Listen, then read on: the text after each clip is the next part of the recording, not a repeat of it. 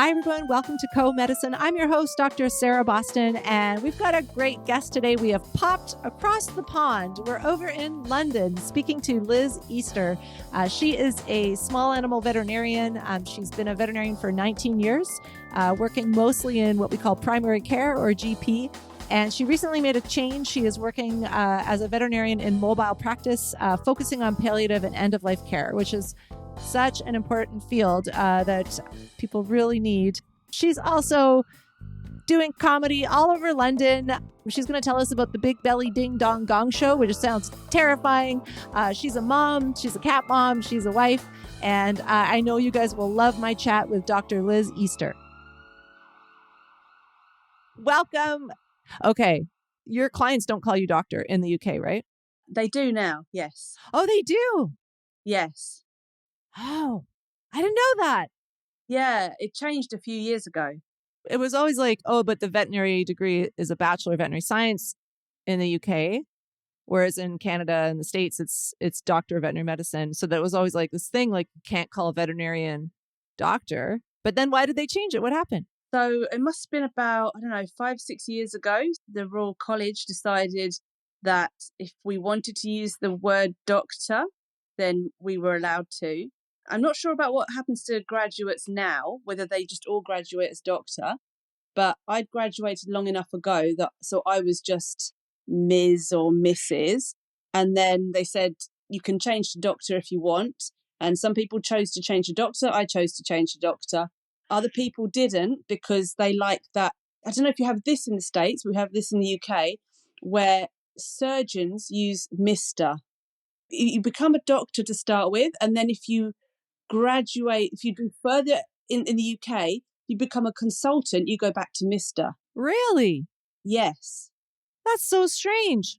And so there's like a hierarchical thing that if you're called Mr., then, you're more qualified, you're a consultant, you're more important. I'm going to start going by Mr., I think. Because I'm a surgeon. I was like, no, I prefer Mr.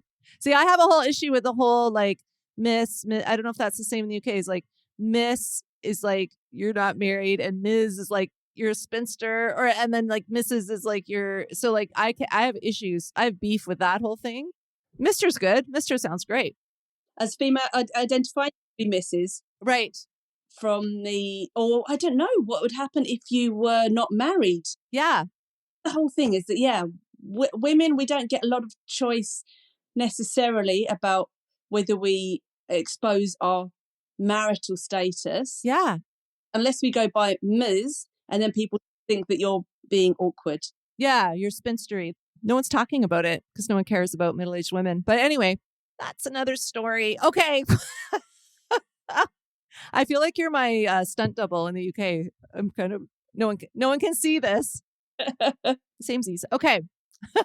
I started right in on the doctor thing because I was curious, but start back at the beginning. This is actually really exciting for me because I don't know you at all. And it's cool. I love this podcast because I'm getting to meet amazing people, but I don't know anything about you. So I'm discovering it along with everyone who's listening. So why don't we start with your position as a veterinarian and just tell me about your career and your day job. Currently, I work in mobile end-of-life and palliative care. And that's been just a recent change for me. I've just been in this job for 3 months, but I'm absolutely loving it. It's a very different pace of life, a very different type of job to what I've had in the past. So, I graduated in 2004 from Royal Veterinary College in London. Then I went into small animal GP work. I worked in Kent for a couple of years, and then we moved to where we are now. And I worked in a hospital for about 12 years, and then I had a couple of kids. A few years back, I became what's called a clinical director. So I moved to another hospital and I became the director there. And I was there for 3 years. And then I finished that early this year and started this in September. Or what was it that sort of spurred you to decide, okay, no, I'm going to make a change with what I'm doing with my career? It was a few things, really. I'd enjoyed the GP work that I was doing, but part of me was looking for a little bit of a niche. There weren't any specialties that I had particular interest in, like didn't particularly want to be a cardiologist or an ophthalmologist or that anything like that. And actually, I had toyed with the idea of doing mobile practice, but I never really had the guts to set up my own business, if you like. That was something kind of quite alien to me. It was a friend of mine who owns the business that I'm at. Probably this time last year, we were talking and he said, well, I've got an opening in your area that I need a mobile end-of-life care vet for. What do you think? The job that I was in at the time had kind of crept up on me a bit. The responsibilities had got more and more and more. I needed a change. So earlier this year, I took 5 months off, had the whole summer off, and then, started in September. So Awesome. I kind of think that's going to become its own specialty. It doesn't have to be, but I sort of think palliative care, it's specialized. There's a need for it. I recognize that because I do oncology, and what people need at that point in their pet's life, it's not something that I can provide, to be honest, as a surgeon. And then I found during the pandemic, all the vets were so busy, and what people needed and what was available, I guess for lots of things, but it wasn't the same. And so I think it's a really important area. And I don't know, I predict it'll be a specialty at some point because there's just a lot to it. It's pain control, it's palliation, it's, even just doing a home euthanasia, super important that that's done well. And are you doing it yourself, right? Do you have a nurse with you or a? No, do it all by myself. Yeah. That's challenging, I think. Well, it is, but I've learnt some really great techniques from people. So I went to a lecture by Mary Gardner. This was probably about 6 years ago. It was actually pretty much a whole day on end of life and palliative care. And she went through all of everything that she does. And you can do it in a really controlled way. And actually just being the one person with the family, I think actually you can get a better connection than if you went in with someone else as well. I think you can actually create a really good rapport with those patients and with the owners, and you can make it a really as kind of low stress, comfortable, peaceful ending. And I think the fewer people coming into the home at that point, actually, the better. Okay. Yeah, no, that makes sense. I think I've had some weird, like my own experiences, and I just I did a couple home euthanasias. I've done it for friends, like just so they don't have to take their dog in. But I think it's really important service. And I have clients who sometimes are like, we want you to do it. That's a real gift that someone would want me to do that. But I don't, I'm like, but your dog probably wants someone to come to your home because it's just so much nicer for those pets, I think, to not be moved around. And I think it's a very super important service. You've been a vet for 19 years. Is that right? Yeah. I know you've changed your career, but even just leading up to that change, how do you think the job has changed? Just being a veterinarian 20 years ago versus being a veterinarian now? There's been amazing changes just with technology and medicine and all of that side of things. I think obviously that's just kind of just gone light years ahead. When I graduated, the idea of just emailing someone some radiographs just to, have a second opinion, that would have been a really difficult thing to do. You would have had to take some pictures, upload it into the computer, find someone who would give you a second opinion. And now you can do it within minutes. You can get those extra opinions, really collaborate well with referral centres and your colleagues, and even within kind of forums and Facebook groups that I'm in, the communities that you have with other people throughout the world. I think those are really amazing. I think they're great for sharing how we're treating our patients and moving medicine forward that way. From the medicine side of things, there's so many more things, obviously, that we can do now for our patients. Sometimes I talk to new grads and I'm, say, oh, we never had neuropathin when I was graduated, We never had the wealth of different pain medications and things that we have for our patients now. So I think we're doing, much better for our patients than we used to. From a client perspective, I think that people are more educated and there's more education available to clients than there ever was, which is a double-sided coin, but it does mean that we have to be really much more proactive with communicating with our clients and giving them good resources to turn to. I think that is for the better, that I can help my clients to understand what's going on with their pets and give them more information and resources and help than we ever could before. It's like a really good point, because I think if we don't direct them to the good information, they're going to find something. I don't know if raw food's big in the UK, but it's very popular over here. All right. You may have answered this, but what do you think is the biggest challenge about being a veterinarian? And I think this has got to do with how we're now a more 24-hour society. And I think that is trying to have this work-life balance. Yeah. What is that?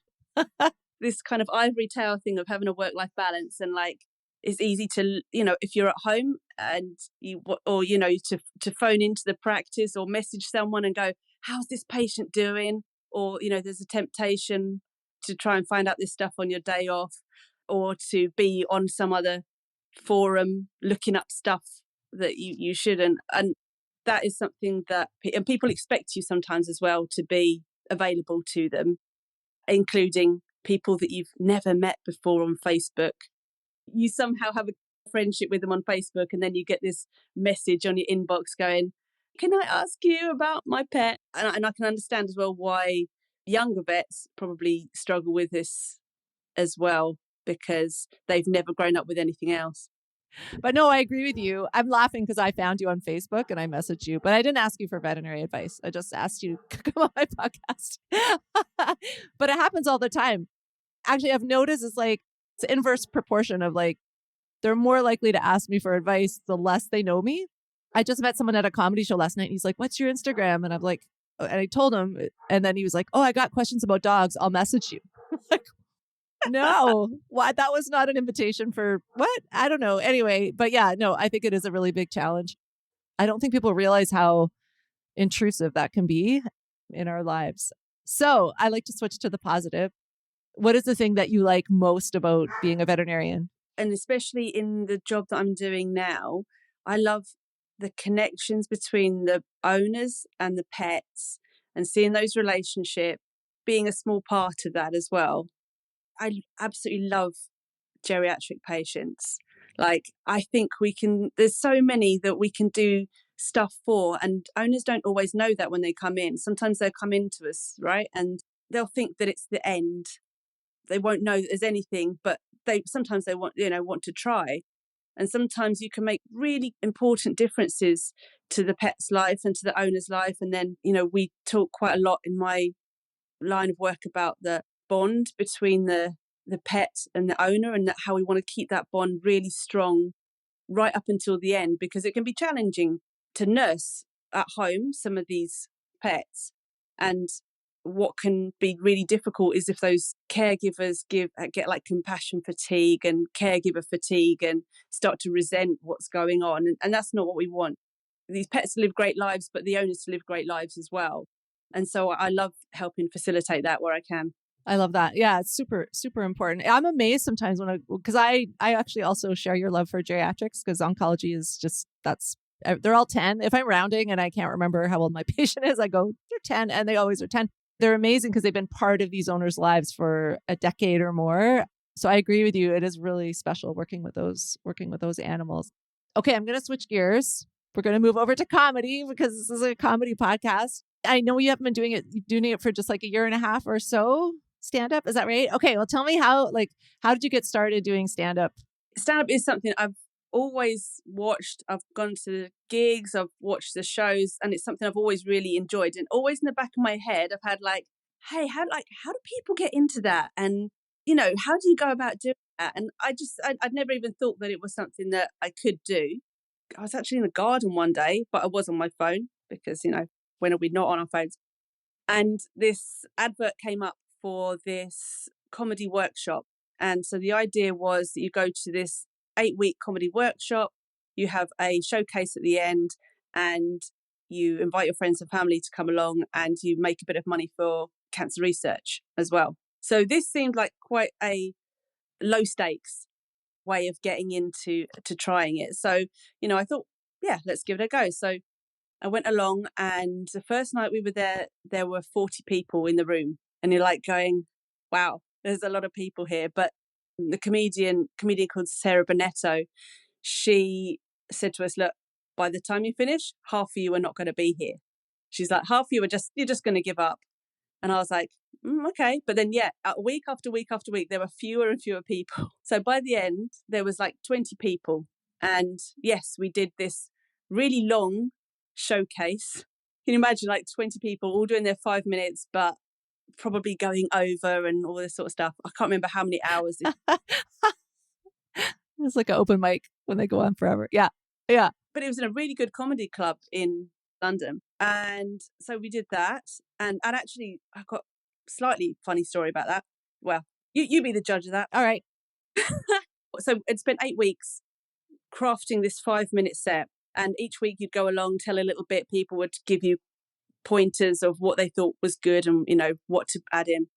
3 days before the showcase, I lost my voice completely. I couldn't even speak. And I went to the doctor and they said, there's not a lot we can do. We can give you painkillers, but we don't think you're going to get your voice back for Sunday. So I had to write. I was like, right, what do I do now? So I either just completely just put my hands up and go, right, that's it. I'm not going to do it. Or I do it and I risk sounding awful or not being able to get through my set because I'm coughing and whatever so much. Or I write a new set. So I wrote a new set using a text-to-speech app. And so wow, pretty much 3/4 of my set, I'm using my phone and I wrote my jokes and I just put it on my phone. Obviously, I'm reacting to that. But yeah, so that was my set, my very first ever showcase. I love that you did a text-to-speech stand-up for your first stand-up. Like your jokes were totally different then, or were they the same jokes but using your phone? It was an entirely different set. None of the jokes I had really... I worked around using the text-to-speech and that being part of the bit. Okay. So I used a man's voice. I made jokes about... I come from South London, but as you can tell, I've lost the accent. Okay. And then all the way through my set, it appeared as if my phone was losing battery. So I was like, your battery is at 3%. Oh, I love it. That's almost like improv, that you were kind of thrown into something and you're like, no, I really want to do this. Because I mean, I think a lot of people would have just said, okay, I did the experience of writing jokes, but I just didn't get to perform and that's okay. So I love that you kind of persevered, and that may be a veterinarian thing. You're like, no, I'm going to, I signed up for the thing. I'm going to do the thing. So you're doing stand up around London. Well, I'm so curious. I'm actually dying to come to the UK because I have this joke from the movie Love Actually. It was like Colin, God of Sex, and he's like, I'm on the wrong continent. So I say that to my husband all the time. Like, I want to do stand up in the UK because I'm on the wrong continent. I'm Sarah, God of comedy. I'm really curious about what is the comedy scene like in London and what's been your experience there? It's one of those things that I never knew very much about, the type of comedy or the kind of nights that I go to. And, you step into a world and then all of a sudden you're like, oh my God, I think there's something like 250 little comedy nights a week in London, and they're just everywhere. The type of ones that I go to at the moment are ones where you get 5 minutes, unpaid. You're on lineup with probably about 10, maybe 15 comics. They're usually really friendly. Heckling is discouraged. Most of the MCs are really encouraging to get people to actually just, laugh when they find something funny and be really supportive of the act. So it's a really nice scene, and I'm really enjoying it. I got a bit too big for my boots and I did a Gong show the other day. Do you have those in the States? So I'm in Canada, but like not as a regular thing. It's kind of weird because comedy, like they'll be like, now we're doing like, everyone's going to be like, they're from this sitcom, or now we're doing a musical thing. There's always kind of themes. And I think there is sometimes a Gong show, but it's not a regular thing. Like someone might just decide to try it. Maybe they went to the UK and they saw it and they just decide to try it, but it's not like a thing here. So yeah, it was a big belly ding dong Gong show in London. So yeah, tell us about that. These Gong shows, they are known for being a bit brutal and a bit like being thrown to the lions. I thought I would give it a go. So with this one, it's called The Ding Dong Show, because members of the audience have, I don't know if you can use this, dildos that they hold up. Really? Yeah. Like they bring them from home, or they are provided dildo. Sorry, that's gross. I was just like, it's weird that they would have that many. There's 4 of these, 4 dongs, and they're given out to random members of the audience. So you get a minute's grace period. And then after the minute, there's a little ding and it tells you. And then if the audience doesn't like you, then they hold up, one of those 4 people hold up their dong. And if you get 3 dongs, you're off. Wow. Yeah. It's like a dong gong. Yeah. Only 4. So those people have a lot of power. Yeah. Are they just reading the room? They're just like, oh, do people boo? Is that a thing? No, they don't really boo. No. Okay. I guess it's just their individual taste as to whether they think you're funny or not. But it's random who gets one. It is random, yeah. Okay. Well, that I've never heard of that. It's very niche. That's very niche. And you said your experience was not great. No, so you get a minute's grace period. I lasted a minute and a half. Oh, well. Out of 5 minutes. So the idea is that you get to 5 minutes. If you get to 5 minutes, then you're in the line up at the end, and then someone wins the prize. Okay. But also, after you've done your bit, then the hosts give you a bit of a roasting as well. Oh, this sounds horrible. Yeah, it is. It's brutal. And so I got told that I had recent divorcee energy. They used that line before. Probably. Yeah. And that I looked like I was doing an impression of someone being a comedian. That's so rude. Oh, don't listen to them. But yes, I looked back at what I did, and I listened to their feedback, and I did change my set, and I think I've changed it for the better. Okay, so within their insults and roasting, there was some pearls of advice. Yeah. Okay. I just know they have to be so mean. I don't like shows like that because I feel like they're mean. I did one show once where the whole thing is a bit like that. You would get booed off. Like you have to stay on for X amount of time. And then if the audience, but the thing is like people like to boo, like it's fun, right? So if one person starts booing, like everyone starts booing, and I did okay, but I was like, I didn't enjoy that. That's kind of how I felt after, like, comedy's fun. I'm like, it's supposed to be fun, but good on you for doing that. I'm impressed that you did it. You also were at the Brighton Fringe. I'd love to hear about that. Yeah. So the Brighton Fringe is, everyone probably knows about the Edinburgh Fringe. Brighton Fringe is a similar sort of event, but it's in Brighton, which is in the south of England. And it goes on, for about a month. And there's shows everywhere in Brighton, and they can be comedy, there can be plays, there can be poetry. I thought this was a kind of slight bucket list thing. I thought I wanted to do a fringe show. So I just randomly messaged a few comedy nights or, comedy clubs and said, hey, can I come down and do 5 minutes? And someone took a chance on me and said yes. So I ended up on this lineup with 3 or 4 other comics who all had their own shows. Okay. They did this night where they were each doing about 10 or 15 minute sets, and it was a bit of a promo for come along to my show, which is on these days.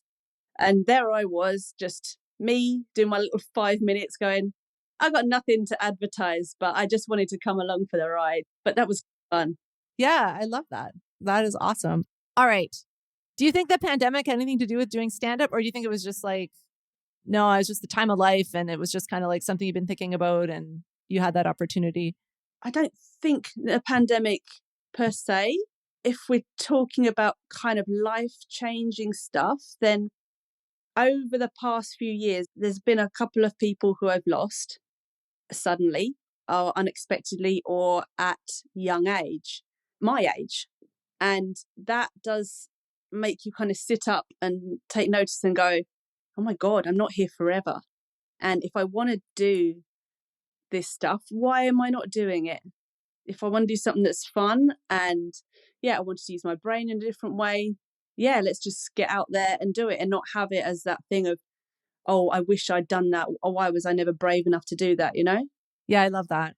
That resonates with me too. Yeah. Cause it's like, you can talk about it or think about it, but then it's like, well, just go do it. And what's the worst thing that's going to happen? Someone's going to hold a dildo up. Yeah.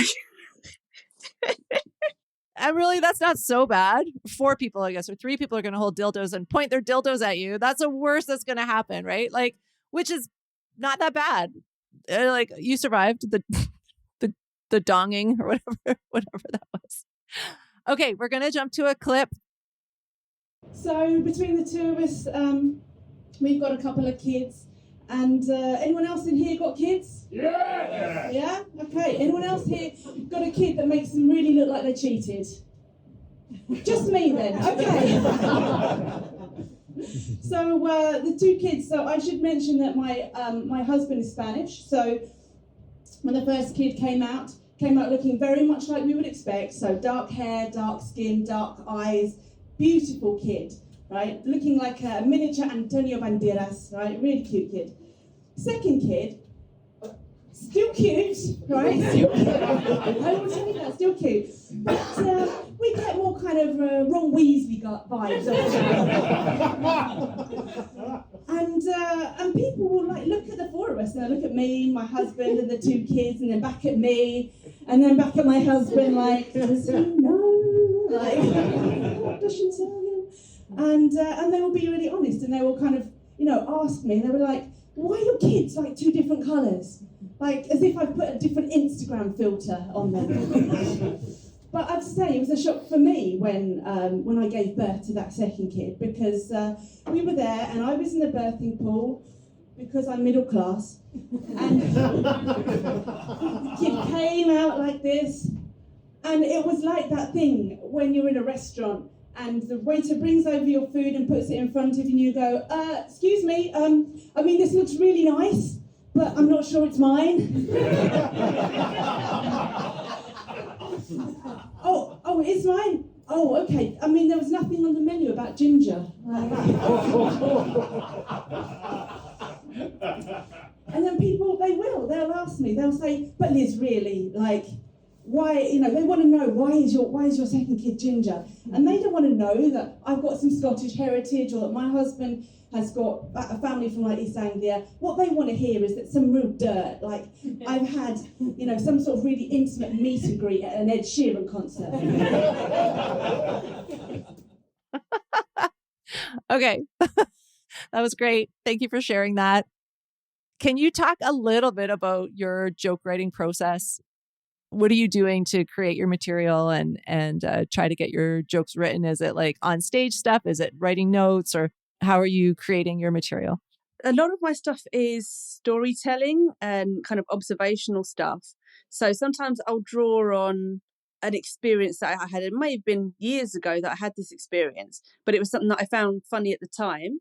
But then it's trying to put it into words and succinctly enough that it becomes funny to other people, and you don't have to have a lot of backstory behind it. Because I think that's one of the things I'm learning about comedy, is that you need to get to the punchline like quickly. So sometimes it'll be that sort of stuff, but quite often it'll be that maybe I'm just in the shower and I think about something. I have the little voice recording on my phone. So if I ever think of something, best advice I ever got was, if you think of something, get it down somewhere, because you think you remember it, you won't. I've done that on a few occasions, like, I'll do that after I've done it, and then it's gone. So I've got hundreds of these little recordings on my phone.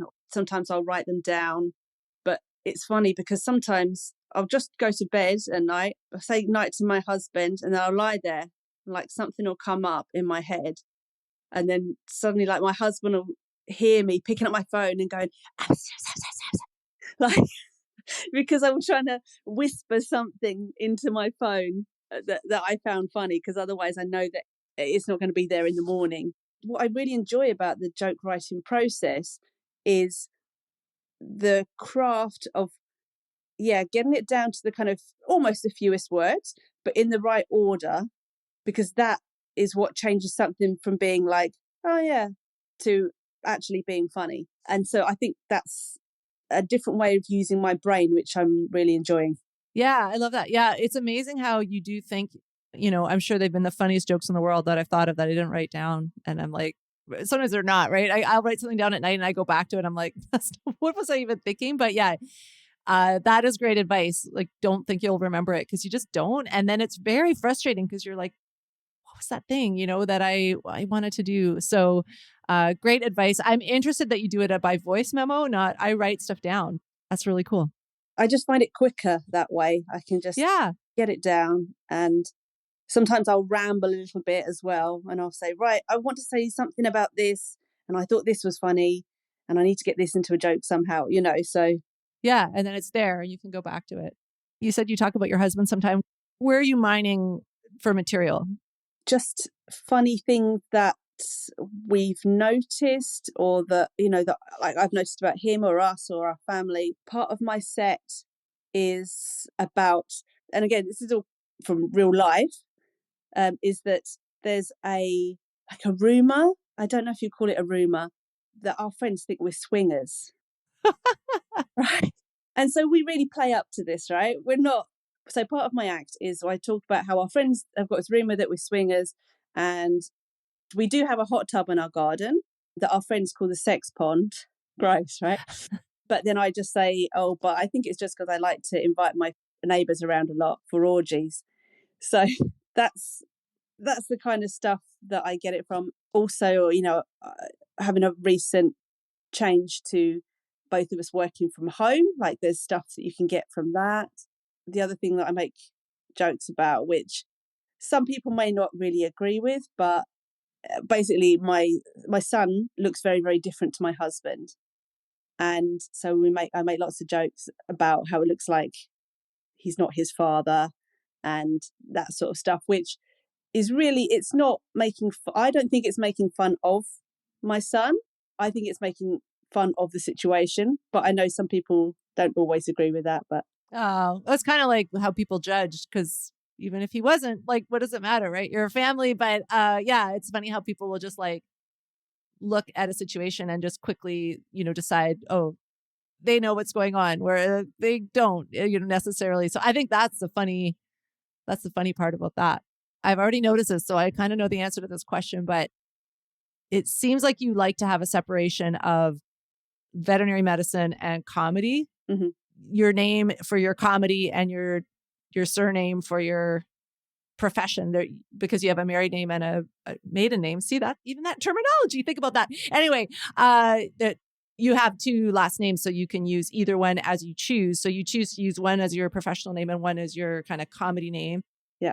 I think a lot of healthcare professionals who are doing comedy or social media or other stuff, like they kind of struggle with this and like, do I keep it separate or do I merge them together? So can you just talk a little bit about that and sort of like why you decided to do that and kind of what's going on with trying to keep those two worlds separate? So I think it's mainly about how I would be perceived by clients. I don't use veterinary medicine currently in my set just because I feel like I would never want clients to think I was making jokes out of them. And I would never want to make jokes that clients might find offensive or might make them think that I don't take my veterinary work seriously. That's really the bit behind that. And the fact is, if people choose to Google me with my vet name, then they'll get all my vet stuff up. But if I had the same name for both, then they might get the vet and the comedy stuff up. Yeah, it's just about how I would be perceived. So yeah, no, it's interesting. I mean, I think I used to do that, and then I couldn't. I was like, no, I didn't even talk about being a veterinarian when I first started doing comedy. I on stage. I was like, no, I'm just a middle-aged lady. I'm just going to talk about that. And like, it just gets really murky and messy when you let them kind of mix, which is, it's good and bad. I don't know what the answer is. I think definitely not, having our clients have trust in us is critical. Yeah, but I think that's interesting. I also don't think there's a right or wrong. I think it's just kind of what you're comfortable with and what kind of works. Once I started, it just, I can tell you that once you mix them, they're forever mixed. Yes. Having said that, like, do you think doing comedy helps you as a veterinarian? Like, just the fact that you're doing that, Like, I know you keep it separate, but has it helped you, or do you think it helps our profession to have some comedy in your life? I don't know. Yeah, I mean, what I really enjoy about doing comedy is it helps me explore my creative side. It gives my brain something different to do and something different to think on. But the social side of things as well, that I get to go out, meet new people, go to new places, have fun evening out with a group of kind of like-minded people. And I think, yeah, anything that brings that sort of joy into your life has got to be good for your work life. Yeah, no, I like that. I'm curious, like, again, super curious about the London comedy scene. Is it, I would say, especially in the amateur comedy scene, and I'm fresh off an open mic that I hosted last night, so I might just be thinking about this more, but it's like, it is what it is. Here, it's like white, cis, male, young comics. Like, that's who it is. And like, a lot of times I'll be the only woman or one of two women on a lineup. And I'm older. So like, I am also older. Is that your experience, or is it more like just all walks of life in the UK? No, I think the stereotype, I think you're quite right. Yeah. The cisgender male, white man. Yeah, that is the majority of comedians that we have in London as well. But I have to say, so, and yeah, often I'm the only female, or there might be two of us, on the bill.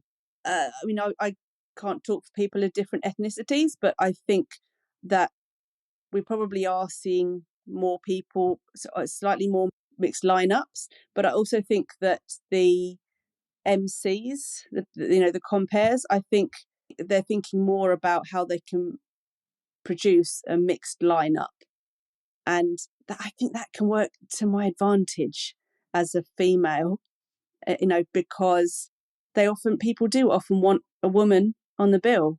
Yeah, if you message someone and say, have you got a spot for me in the next couple of weeks, then often I think there's a little bit of positive discrimination there, because they do want to have a more balanced set of people there.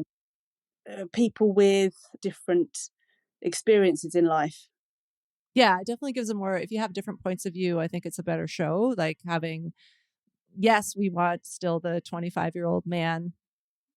Do we? No, we do. We want them. We want to hear about their porn and all their things. We want to hear about it. But no, it's just you're coming from your own experience. So, okay, I ask everyone this. You're early in your stand-up career. So I'm not sure. This may be more about what your goals are with stand-up, which I think could be anything from this is fun, I like doing it, to like, I want a Netflix special, or somewhere in between. But if your stand-up takes off and you're like, oh, I could do this, I can make money doing this.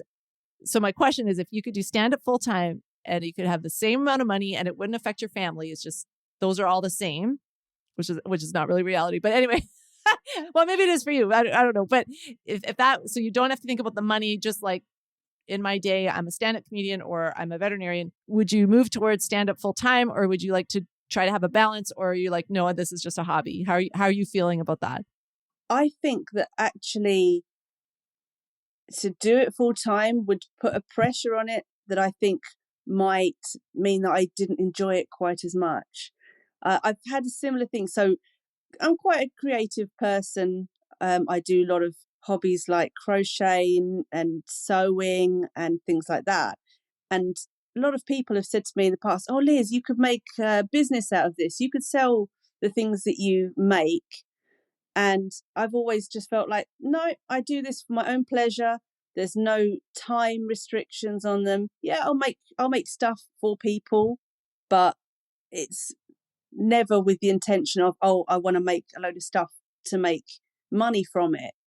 And I think that pressure of doing that would take some of the joy out of it. And I think probably similarly with comedy, I think the fact that I can pick it up and put it down. And so, for example, I've decided not to book many shows in December, because December for people like me who are mothers and daughters and daughters-in-law and all that sort of stuff, we have a lot of pressure in December. It's a busy month for us. So I thought, no, I'm not going to book myself any particular shows in December, because I don't want to put that extra pressure on myself. So I can pick it up and put it down and make it work for me rather than me chasing the dollar for it. Yeah. No, I love that too. I think, especially for people in healthcare, I think it's a good message because we're all like such A-type personalities. And so sometimes, it can just, it's just fun. Like it can just be for fun. Yeah. So no, that's excellent. So if people want to find you and they want to come see you perform comedy, what's the best way to find you? Best way to find me is on Instagram, and you'll find me as Liz Easter. And my handle is, at the moment, it's Liz like the tube line with little underscores in it. In Canada, you may not know this, but in the UK, we have a tube line called the Elizabeth line. Oh, as a nod to the Queen. Yes. Yes. Okay.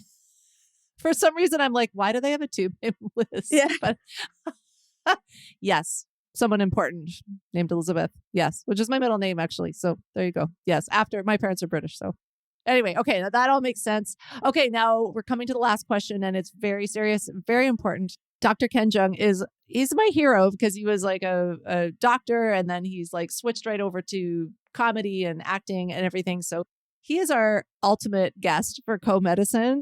I'm having all my guests invite him on. So you're not talking to me. You're not talking to whoever's listening now. You're just talking to Ken directly. Could you please invite Ken to be a guest on Comedicine and tell him why he should come? So, Ken, I really think that you need to come onto Comedicine because you need to remember the little people like us. You were like us once. You were hustling around dingy pubs and paying your tube fare to get there and back and having no pay. And you need to give us some inspiration to get to the lofty heights of where you are now. All right. I think that's a great invitation, Ken. How can you say no to Liz? Listen to her accent. It's so cool. Thank you. It's been such a pleasure to meet you. I'm going to come over there and look you up. Maybe we could do a show together. Yeah. And otherwise, I'll just stay in touch the other ways over social media and everything. But it's been such a pleasure to get to know you through this podcast. So thank you so much for being here. Oh, thank you. No, I've really enjoyed it. It's been a great afternoon. Thank you.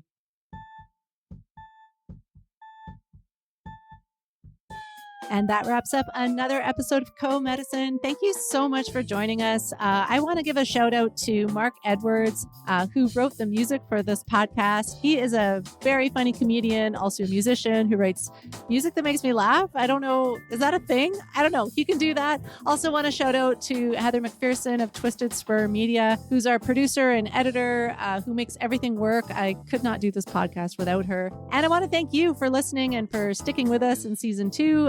If you're new to Comedicine, welcome. If you've been listening since the beginning, welcome back. It's great to have you here. I hope you enjoyed it. If you did, please share and like and give us a review. If you didn't like it, I don't know what you're still doing here. If you didn't like this podcast, you could do nothing. Nothing would be good. I was brought up in South London, but as you can tell, I've kind of lost the accent.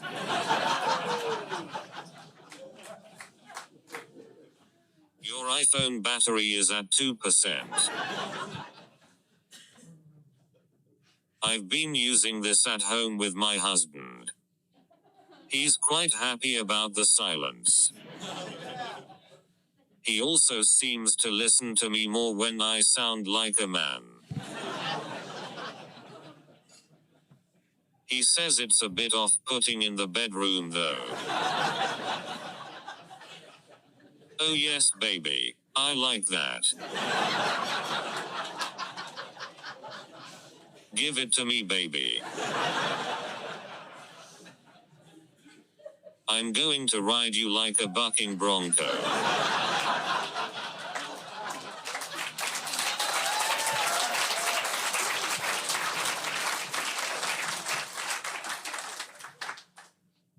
Your iPhone battery is at 1%.